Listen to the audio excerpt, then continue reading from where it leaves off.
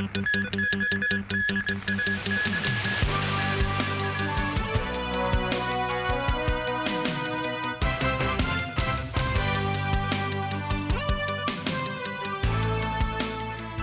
I'm Melissa Hekalea, and this is TVB News. Giant pandas An and KK, which are being gifted to Hong Kong by Beijing, are set to arrive in the city tomorrow. During the pandas' farewell ceremony in Sichuan today, panda experts said the animals will have the opportunity to breed next year. Jackie Lin reports. The farewell ceremony in Sichuan began with words of blessing to giant pandas An and Keke ahead of their imminent trip to Hong Kong. The China Giant Panda Conservation and Research Center handed over the two pandas' documents to Ocean Park representatives. A video showing the growth of An and Keke over the years after they were born in 2019. Secretary for Culture, Sports and Tourism Kevin Yeung said Hong Kong is ready to welcome the two pandas. Xu Changxing from the National Forestry and Grassland Administration said two Sichuan panda experts will follow the two pandas to Hong Kong. Experts said the breeding process of the two 5-year-old giant pandas might begin next year, and chances are high that they can mate with each other. Li Desheng, Deputy Director of the China Giant Panda Conservation and Research Center, said the two pandas are a good match after evaluating their genetic makeup. When they complete quarantine, the pair can get more familiar with each other through mesh windows, where they can sniff each other's scent. As for the transport arrangement on Thursday, experts said the temperature of the warehouse will be maintained at around 20 to 25 degrees Celsius, with contingency plans at the ready. Veterinarian Cheng Yanxi said their cage is about 1.5 square meters in size. That means the panda can lie down and even stand in it. But if they are seen to be under great stress during the journey to Hong Kong, a small amount of tranquilizer will be administered. Upon their arrival, the two new giant pandas will be taken to the Panda Pavilion at the Hong Kong Jockey Club Sichuan Treasures of Ocean Park. The first phase of its facility expansion work has completed. The second phase of the renovation is expected to commence before the end of this year. Jackie Lin, TVB News. As the home of the giant panda, Sichuan province has been actively promoting the panda economy. Sakura Ip takes a look at how the local tourism and hospitality sectors are seizing opportunities linked to the iconic animals. From the airport to the streets, panda can be seen everywhere in Sichuan. In recent years, the province has been developing its panda economy. Last year alone, its cultural and creativity industry generated revenue of 230 billion yuan, with local officials projecting growth to at least 310 billion yuan next year. The city is adorned with panda-themed attractions. We even spotted a lazy panda taking a selfie in this bustling shopping plaza. The giant panda sculpture behind me is created by Dutch artist Florentin Hoffman. He also created the rubber duck which visited Hong Kong's Victoria Harbour before. Tourists like Miss Chi find attractions and overall atmosphere delightful. She believes that the panda is deeply embedded in Chengdu's identity. Meanwhile, a local hotpot restaurant has introduced panda-themed elements to attract customers, resulting in a 20% increase in patronage. This hotel is entirely panda-themed. The hotel's manager noted recent media attention on several star pandas has significantly boosted business, with last year's revenue surpassing the total from the 3 years of pandemic.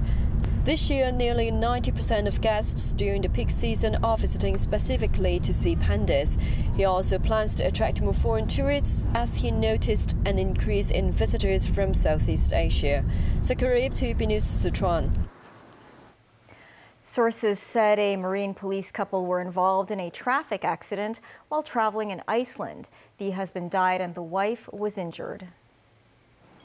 The accident happened at around 2 p.m. on Tuesday, local time.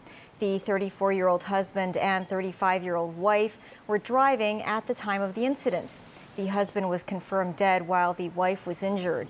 Sources said the husband worked at the Marine Police's North Division, while the wife worked at a Marine Police training facility. U.S. President Joe Biden addressed world leaders at the United Nations General Assembly for the last time on Tuesday. He declared that Russia's war in Ukraine has failed and that Israel and Hezbollah fighters in Lebanon are edging towards all-out war. This as UN Secretary General Antonio Guterres warned that the world is facing unprecedented challenges and stressed that global solutions are needed to tackle them. Tracy Furness has more. America will change.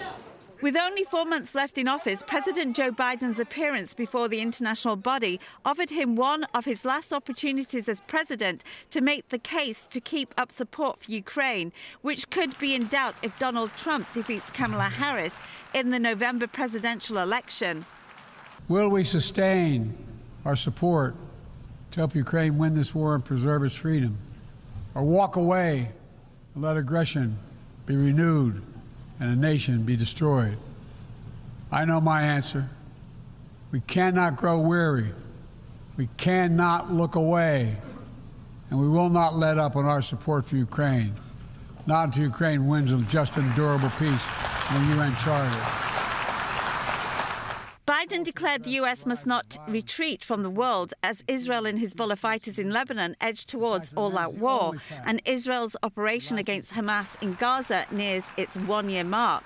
The Pentagon announced Monday it was sending additional troops to the Middle East to supplement the roughly 40,000 in the region. This as the White House insists Israel and Hezbollah still have time to step back and de-escalate. Since October 7, we've also been determined to prevent a wider war that engulfs the entire region. Hezbollah, unprovoked, joined the October 7th attack, launching rockets into Israel. Almost a year later, too many on each side of the Israeli-Lebanon border remain displaced. A full-scale war is not in anyone's interest. Even if the situation has escalated, a diplomatic solution is still possible. Biden also talked about artificial intelligence and the need for the world to act now in putting up guardrails to protect citizens of the world from the dangers it may pose. He also talked about the need to uphold, in his own words, our principles as we seek to responsibly manage the competition with China so it does not veer into conflict. UN Secretary General Antonio Guterres painted a picture of deepening geopolitical divisions, wars with no end in sight, climate change and nuclear and emerging weapons, saying humanity is edging towards the unimaginable, a powder keg that risks engulfing the world. I stand before you in this whirlwind, convinced of two overriding truths. First, the state of our world is unsustainable. We can't go on like this.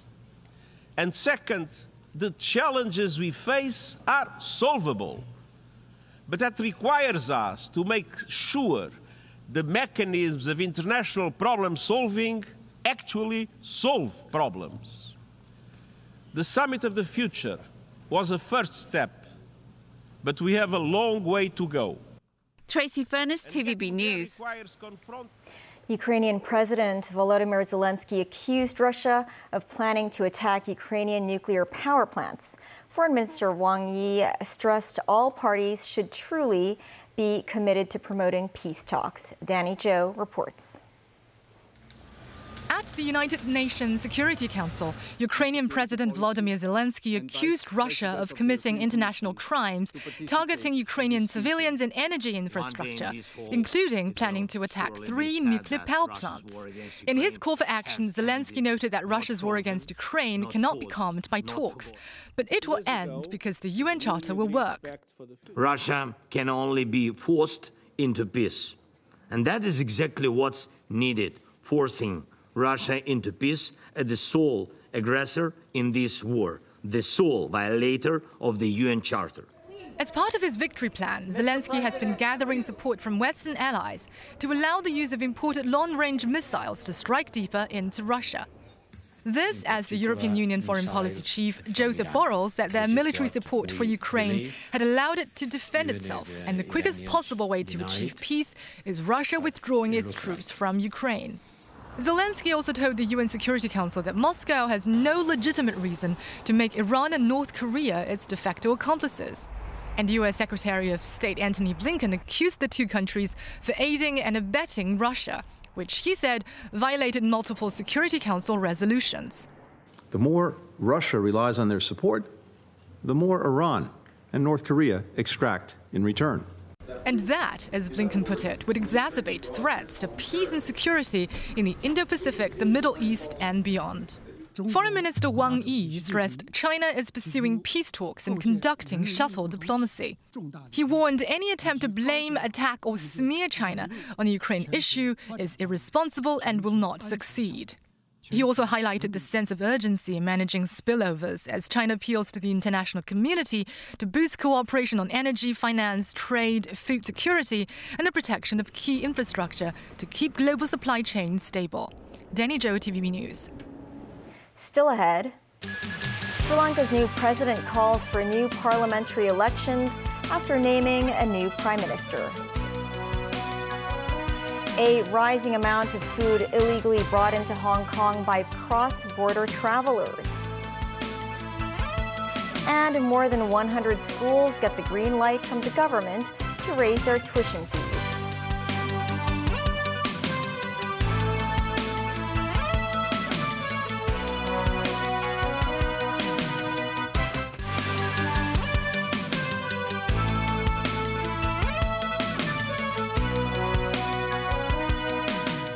Welcome back to TVB News. Sri Lanka's new president, Anura Kumara Dissanayake, dissolved parliament late Tuesday and called for a parliamentary election on November 14th. The move is seen as an effort to consolidate power after his weekend election victory. Earlier, Dissanayake swore in an opposition lawmaker as his prime minister. 54-year-old Harini Amara Surya is a university lecturer and activist. Both the new president and prime minister are members of the Marxist-leaning National People's Power Coalition.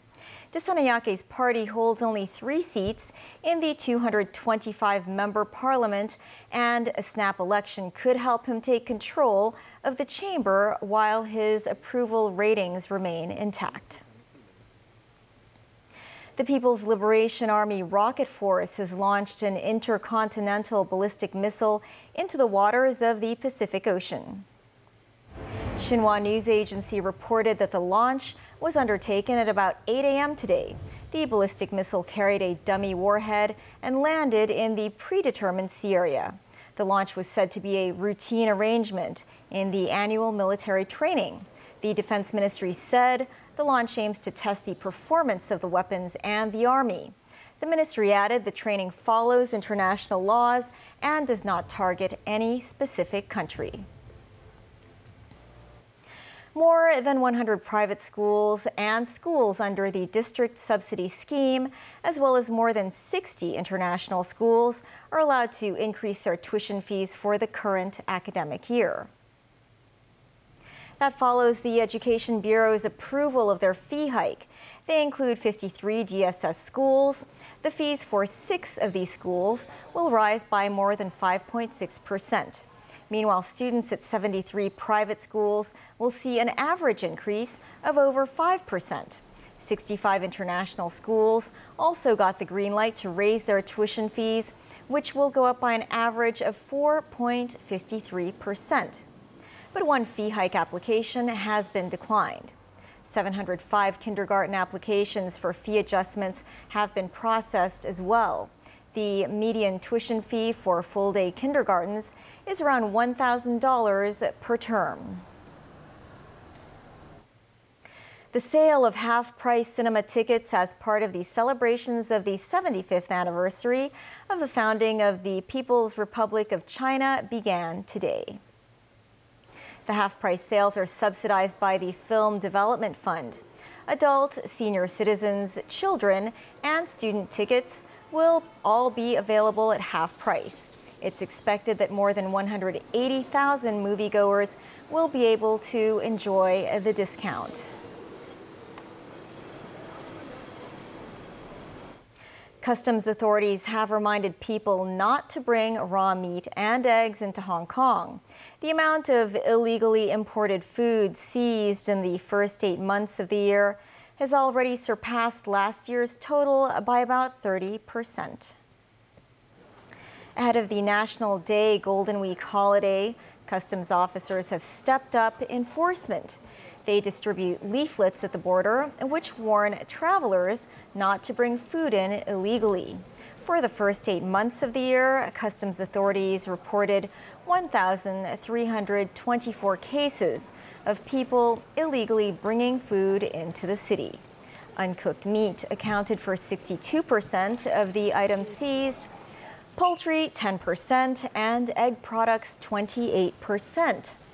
Authorities say since the food is not chilled during transportation, it could pose a health risk.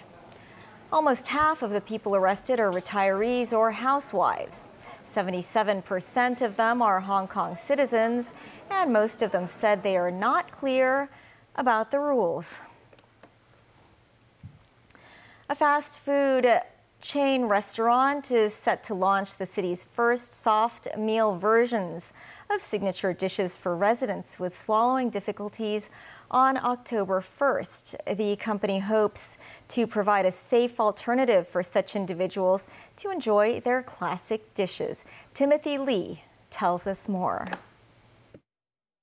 Curry chicken, tomato pork chop, creamed corn with pork, as well as sweet and sour pork. These are among some of Hong Kong's most popular fast food dishes. But look more closely and you'll realize these dishes are soft meal versions of the original. The 4 dishes are the first created by this fast food chain that cater to members of the community suffering from swallowing difficulties.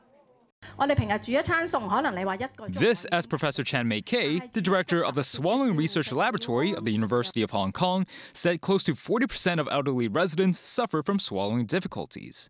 She added their health condition complicates the feeding work performed by their carers and increases their stress. Francis Lowe, the CEO of the fast food chain, noted some of the challenges of restoring the restaurant's signature flavors through the soft meals. The cost is a 2 to 3 times a normal equivalent meal, so it's actually significantly more expensive. But we're trying to keep the selling price within range of what you would buy at our stores. Getting the taste profile to accurately reflect what we have in the store was actually a huge challenge. A lot of the ingredients can't be used, and when mixed with the thickeners, they don't work well, so we had to come up with completely new recipes. The fast food chain said speech therapy assessment counters will be set up at designated outlets to help conduct swallowing assessments for those in need. Besides the taste, these soft meals emphasize the importance of maintaining the original shape and appearance of their dishes. This is because the fast food restaurant chain hopes its meals will not strip its consumers of their dignity when eating. Timothy Lee, TVB News. That's the news. Thanks for watching. Bye for now.